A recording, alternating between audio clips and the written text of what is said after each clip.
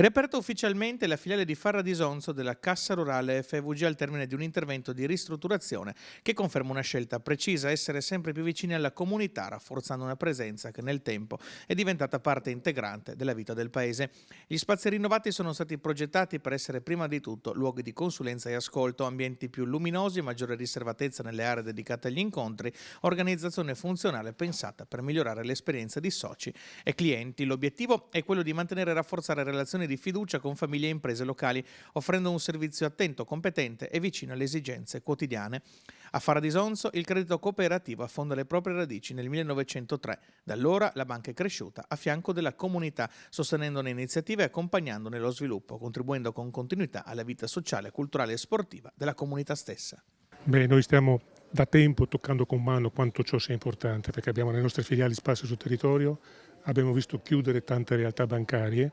e abbiamo visto come, pur mantenendo anche solo una piccola entità bancaria, anche con la chiusura di tanti altri negozi e attività, questa attività bancaria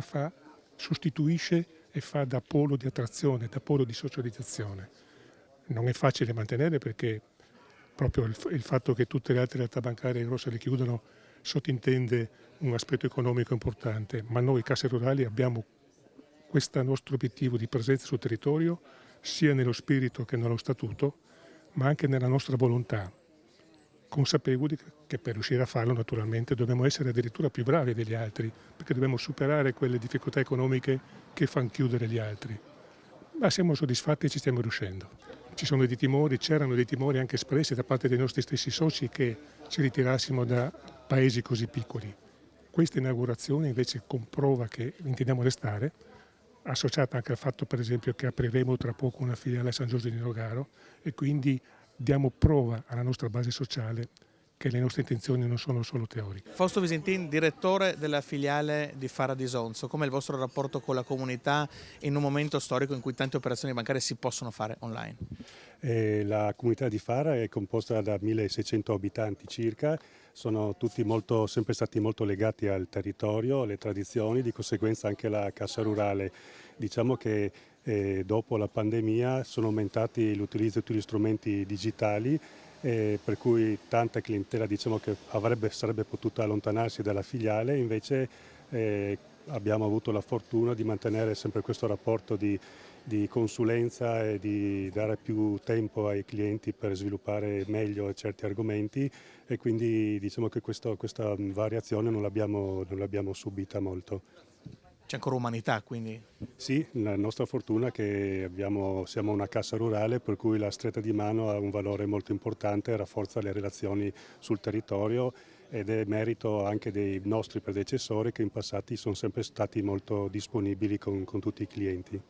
La Cassa Rurale ha avuto da sempre un ruolo strategico per il nostro comune, per la nostra comunità, perché comunque è una presenza sia economica ma soprattutto di sostegno alle famiglie, alle imprese, alle attività produttive. È strategica la sua posizione, soprattutto in questo periodo storico in cui c'è una certa